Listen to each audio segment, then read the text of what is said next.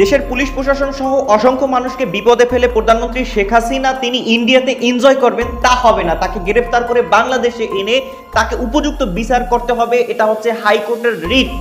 বাংলাদেশের হাইকোর্টের রুল জারি করেছে প্রধানমন্ত্রী শেখ হাসিনাকে অতি দ্রুত ইন্ডিয়া থেকে গ্রেফতার করতে হবে এবং সে মারেফতে মোদী সরকারের কাছে আবেদন জমা দিয়েছে বাংলাদেশের হাইকোর্ট। শেখ হাসিনা একবার বলেছিল যে আওয়ামী লীগ সরকার পালিয়ে যাওয়ার সরকার নয়। যখন তাদেরকে বলা হয়েছিল যে আওয়ামী লীগ পালিয়ে যাওয়ার রাস্তা পাবে না, তখন তুচ্ছ তাচ্ছিল্য করে শেখ হাসিনা একটা কথা বলেছিল, আমরা নাকি পালানোর পথ পাবো না, হুমকি দেয়। যিনি এই বক্তৃতাটা দেন আমি তাকে একটু স্মরণ করাতে চাই যে শেখ হাসিনা বা আওয়ামী লীগ কোনোদিন পালায় না। এমনটাই হতে যাচ্ছে। প্রধানমন্ত্রী শেখ হাসিনা তিনি পালিয়ে গেছেন ঠিকই, কিন্তু তার অন্য সব এমপি মন্ত্রী যারা ছিল তারা কেউই পালিয়ে যাওয়ার পথ পাচ্ছে না। তারা প্রত্যেকে বিমানবন্দরে এসে গ্রেফতার হচ্ছে। হাসান মাহমুদ তথ্যমন্ত্রী, জুনায়েদ আহমেদ পলক, ওবায়দুল কাদের সহ বিভিন্ন মানুষ কিন্তু এখন তারা গ্রেফতার হচ্ছে বিভিন্ন বিমানবন্দর থেকে। তো চলুন এবার হাইকোর্টে, বাংলাদেশের হাইকোর্টের যে রিট, প্রধানমন্ত্রী সাবেক প্রধানমন্ত্রী হাসিনাকে গ্রেফতার করে বাংলাদেশে আনতে হবে এবং তিনি যত হত্যাকাণ্ড চালিয়েছেন, পিলখানা হত্যা, হেফাজতের হত্যাকাণ্ড এবং এই বৈষম্য বিরোধী ছাত্র আন্দোলনের যে সমস্ত ছাত্রদের বুকে গুলি চালিয়েছে তাদের প্রত্যেকটা হত্যার শাস্তি শেখ হাসিনাকে দিতে হবে। হাইকোর্টের রিট। চলুন আমরা সেই আইনজীবীর মুখ থেকে শুনে আসি বাংলাদেশের হাইকোর্টে তিনি যে রিট করেছেন সেই রিটে তিনি কি কি উল্লেখ করেছেন। সংবিধানের আর্টিকেল 7A এবং 7B যেটা সংশোধন করেছিল শেখ হাসিনা, সেটা রাষ্ট্রপতি অনুরোধ করব আপনি অধ্যাদেশ করে সেটা বাতিল করতে হবে, তাহলে অন্তর্বর্তীকালীন সরকারের পথটা সুগম হবে। আমরা আরো স্মরণ করে দিতে চাই, কিছু কানাঘুষা আছে জরুরি অবস্থা জারির জন্য। বাংলাদেশের মানুষ, আইনজীবীরা, ছাত্র সমাজ কেউ কিন্তু জরুরি অবস্থা চায় না।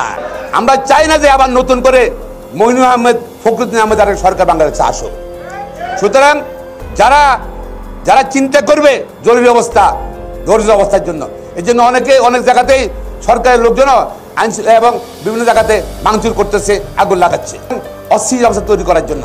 আমরা আবার বলে দিতে চাই, ছাত্র জনতা, আইনজীবী, বাংলাদেশের জনগণ কেউ জরুরি অবস্থা চায় না, যে মানবে না।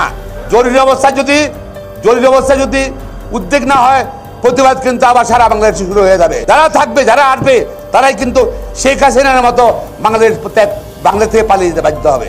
আমরা প্রিয় ভাই বোনরা, মুক্তিযোদ্ধার তালিকা, এ আওয়ামী লীগ 16 বছর ক্ষমতায় আছে, তারা এখনো মুক্তিযোদ্ধার তালিকা করা হয়নি, কিন্তু মুক্তিযোদ্ধার সার্টিফিকেট দিয়ে তাদের সন্তানকে চাকরি, নাতিনের চাকরি দেওয়া হয়েছে। এখন শেখ হাসিনা নাই, একনায়ক নাই, তার শাখা প্রশাখা সব শেষ করে দিতে হবে।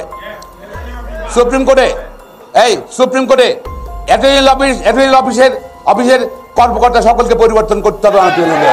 পর্যায়ে প্রসিকিউশন যারা পিপি যারা আছে, জিপি সহ এপিপি যারা আছে, তাদেরকে অনতিবিলম্বে বাতিল করতে হবে আগামী 2 সপ্তাহের মধ্যে। আমরা বলতে চাই, বাংলাদেশের জনগণের সঙ্গে ভারতের জনগণের সম্পর্ক রাখতে চাই। আমরা এই খুনি সরকার যে হাজার হাজার লোককে হত্যা করেছে, এই সরকার নাকি আগরতলা চলে গিয়েছে পালিয়ে, এই ভারতে আছে। আমরা ভারতের জনগণকে আহ্বান জানাতে চাই, সরকারকে আহ্বান জানাতে চাই, তাকে গ্রেপ্তার করুন এবং আমাদের সঙ্গে ভারতের বন্দি বিনিময় চুক্তি আছে, অনতিবিলম্বে শেখ হাসিনাকে এবং তার বোনকে বাংলাদেশে প্রেরণ করুন এবং তাদেরকে বিচারের আওতায় আনতে হবে। পাশাপাশি এখন অনেক আওয়ামী লীগের নেতারা হিন্দু সম্পত্তি দখল করতে আগুন জ্বালায় দিচ্ছে, হিন্দুদের পূজা পার্বণ মন্দিরে হামলা করছে। প্রিয় ভাই বোনেরা, শুধু বাংলাদেশের জনগণ নয়, বাংলাদেশে যারা সংখ্যালঘু হিন্দু সমাজ, তারা কিন্তু এই সরকারের অধীনে কিন্তু নির্যাতিত হয়েছে। 90% সম্পদ এই আওয়ামী লীগের পান্ডারা, গুন্ডা দখল করেছে এবং এই ছাত্র আন্দোলনে আমরা দেখেছি অনেক হিন্দু ভাই বোন কিন্তু এদের সঙ্গে শরিক হয়েছে। তো আমরা অনুরোধ করব, আওয়ামী লীগ, ছাত্রলীগ, যুবলীগের বিভিন্ন জায়গাতে গ্রামে এইসব তৎপরতা চালাবে বন্দী ধ্বংস করার জন্য। আমাদের ছাত্রদেরকে অনুরোধ করব, আমাদের সব দেশবাসীকে অনুরোধ করবো, যার জায়গায় নিজ এলাকায় মন্দিরকে পাহারা দেবেন, আপনারা মন্দিরকে পাহারা দেবেন, হিন্দু বাড়িগুলো পাহারা দেবেন।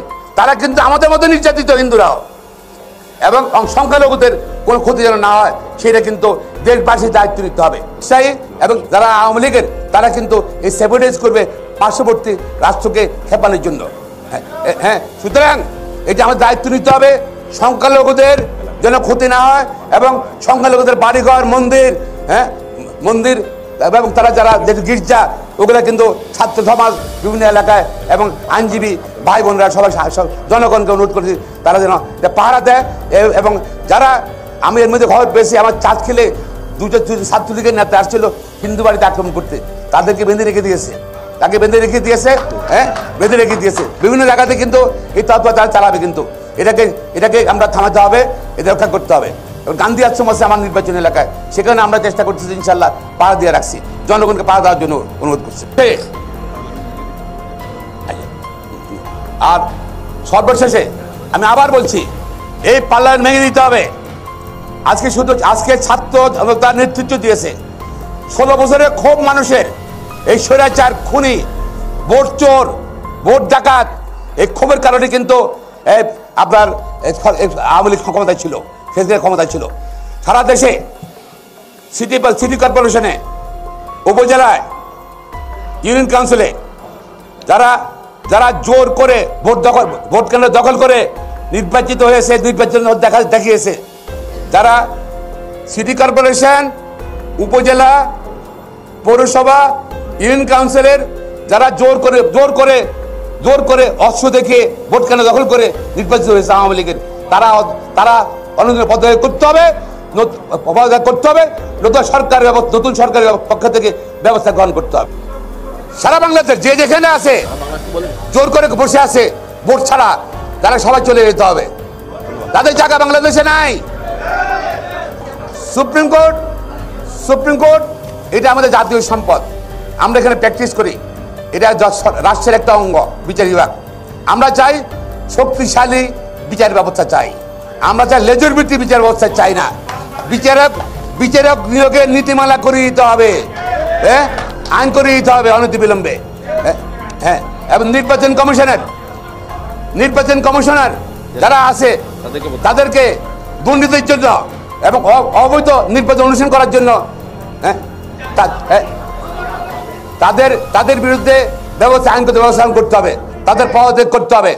দুদকে যারা আছে শুধু আওয়ামী লীগের পক্ষে রাজনৈতিক মামলা তার পরিচালনা করছেন, তারা পদত্যাগ করতে হবে, তাদের বিচার আনতে হবে।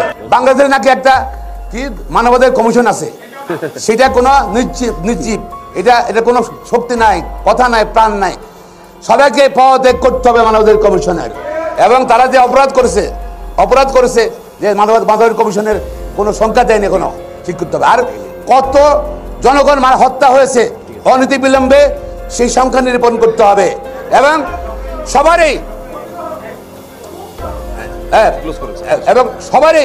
এবং এই হত্যাকাণ্ডে সারা বাংলাদেশে যারা জড়িত ছিল, যে পুলিশ কর্মকর্তা এবং তাদের সহযোগী রাজনৈতিক নেতা, ওদের বিচার করতে হবে।